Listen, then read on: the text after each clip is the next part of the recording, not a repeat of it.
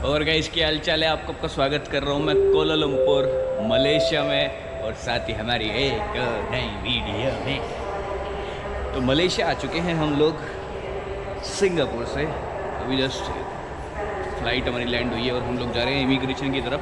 तो इमिग्रेशन वगैरह क्लियर कर लेते हैं और बताते हैं इमिग्रेशन में क्या पूछा जाता है। हो गया इमिग्रेशन भी क्लियर।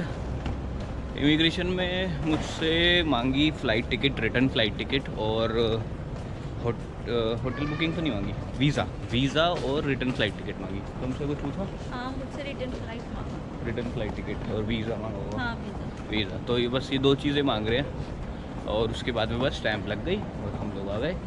बैग ले लिया हमने, अब बाहर निकलते हैं। सिम खरीदनी है। करेंसी की अभी मेरे को ज़रूरत नहीं पड़ेगी। मैं सोच रहा हूँ सिटी में जाके निकलवा लूँ क्योंकि सिंगापुरियन डॉलर्स थे मेरे पास में, वो मैंने वहीं पे एक्सचेंज करा लिए थे। ठीक रेट मिल रहा था लिटिल इंडिया में, तो वहीं पे मैंने करा लिए थे। तो अभी मेरे पास में कुछ करेंसी है यहाँ की, तो इसलिए अभी नहीं कराने की ज़रूरत है करेंसी वरेंसी कुछ भी। तो अभी बस सिम ले लेता हूँ। 27 रिंगिट में हमको 7 दिन का सिम कार्ड मिल रहा है जिसमें अनलिमिटेड इंटरनेट है और कॉल्स अनलिमिटेड। सेलकॉम का ले रहे हैं हम लोग। सेलकॉम का सबसे अच्छा नेटवर्क बताया जाता है यहाँ पे। तो बस अब सिम हम डलवा लेते हैं अपने मोबाइल में और चलते हैं बाहर की तरफ। भाई पता नहीं ये एयरपोर्ट है या मॉल में घूम रहे हैं हम लोग।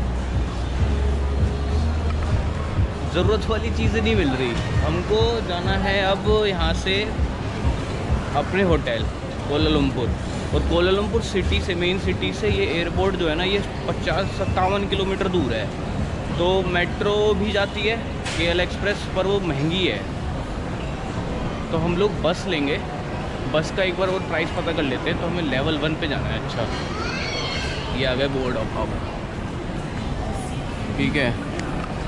तो अब हमको बस लेनी है तो लेवल 1 पे जाना पड़ेगा और वहाँ पे जाके देखते हैं कि बस कितने रुपए ले रही है। फिर दोनों में से जो चीज़ सस्ती होगी वो वाली लेंगे। ये हैं बस टिकट काउंटर्स। तो मेन सिटी तक जाने के लिए आप चाहे तो टैक्सी भी ले सकते हो, चाहे आप मेट्रो भी ले सकते हो, लेकिन टैक्सी ले रही है करीब 105 रिंगिट के आसपास यहाँ से हमारे होटल तक के, और मेट्रो ले रही थी 45 रिंगिट एक आदमी का, पर बस ले रही है 15 रिंगिट एक आदमी का। तो बस बहुत सस्ती है। पर बस यहाँ से हमारे होटल डायरेक्ट नहीं जा रही। हमको पहले जाना पड़ेगा पुडू सेंट्रल और वहाँ से फिर हमको बुकित बिनतांग की, हमारा होटल जो है वो बुकित बिनतांग में, वहाँ के लिए हमें फिर से बस लेनी पड़ेगी। और फिर उसके बाद में अभी पता नहीं, और अभी मतलब 7:45 की बस है, मतलब 1 घंटे बाद की। अभी 6:45 हो रहे हैं, तो 1 घंटे बाद हमको बस मिलेगी। तब तक रुकते हैं यहीं पे। टाइम हो गया बस का। टिकट हमने ले ही ली थी। अब यहाँ खड़े हैं A4 पे और यहाँ से अभी हमें हमारी बस आएगी और बैठ के हम लोग जाएंगे पुडू सेंट्रल तक। पुडू सेंट्रल से फिर 1 किलोमीटर ही है, मैंने देखा अभी मैप में 1 किलोमीटर है, तो हम लोग पैदल ही चले जाएंगे अपने होटल। बस ने उतार दिया हमको यहाँ पे पुडू सेंट्रल और अब यहाँ से चलते हैं होटल। कितना टाइम लगा हमको, कितना टाइम हो गया? देखो कितनी खूबसूरत बिल्डिंग है। एक इधर कैमरे में आएगी नहीं, एक इधर भी है।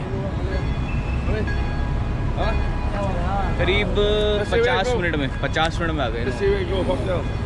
करीब 50 मिनट में हम लोग आ गए यहाँ पे।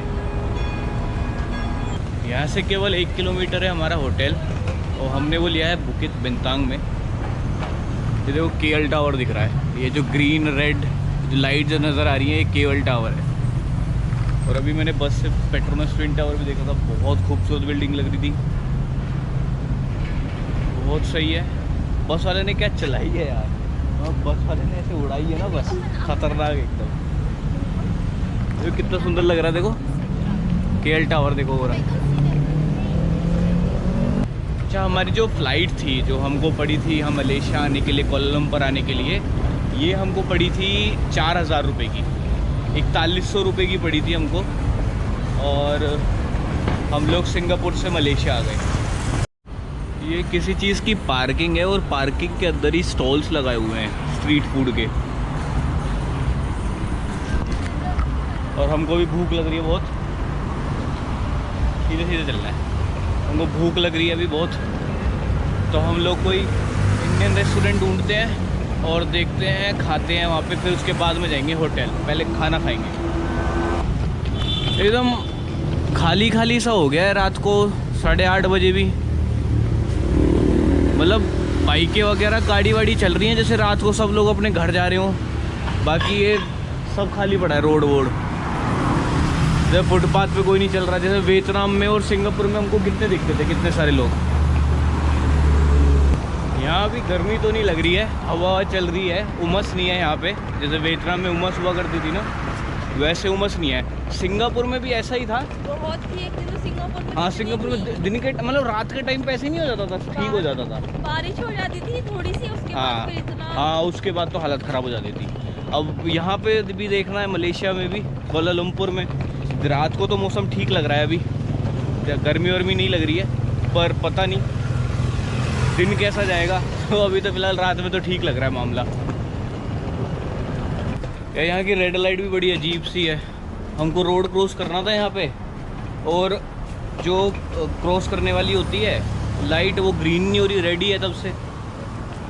और दूसरी की ट्रैफिक लाइट वो रेड नहीं हो रही, वो भी ग्रीन ही है।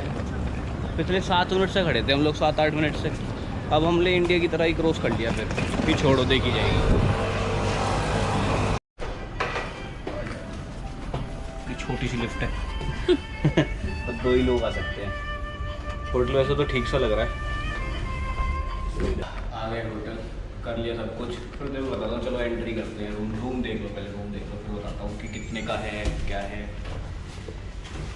अरे भैया ओह माय गॉड, इतना बड़ा, इतना बड़ा रूम। ओ भाई, ये क्या है भाई? सिंगापुर मलेशिया वाले देखिए, बस एक बेड जितनी जगह दे रखी है, बस यहाँ पे लग रहा है। चलो कोई बात नहीं, ठीक है। वॉशरूम कैसा है? वॉशरूम, चलो वॉशरूम ठीक ठाक है, कोई इतना बड़ा वॉशरूम दे देते, रूम इतना छोटा कर देते हैं। ठीक है, कुछ तो है कम से कम। सही है। हीटर वगैरह सब कुछ लग रहा है। तो गर्मी हो रही है, हीटर की जरूरत ही नहीं है। पानी की बोतल वोटल, आई होप कि। और यहाँ पे 50 रिंगिट डिपॉजिट रखवाए हैं, सिक्योरिटी डिपॉजिट। और साथ ही साथ, अरे खुल जा भाई, 40 रिंगिट यहाँ पे टूरिज्म टैक्स। तो 10 रिंगिट पर रूम पर नाइट का टैक्स होता है, जो टूरिज्म टैक्स होता है, वो देना, पे करना पड़ता है। तो हम 4 रातें रुकेंगे यहाँ पे, तो 40 रिंगिट हमसे लिए। अब हम लोग खाली हुए हैं, हमें कैश निकलवाना पड़ेगा। चलो तो फिर बैग वैग रखते हैं, और भूख लग रही है, पहले खाना खा लेते हैं। हमको बीच में कोई इंडियन रेस्टोरेंट दिखाई नहीं दिया, तो हम खाना नहीं खा पाए। अब चलते हैं नीचे, ढूंढते हैं कोई इंडियन रेस्टोरेंट और खाना खाते हैं।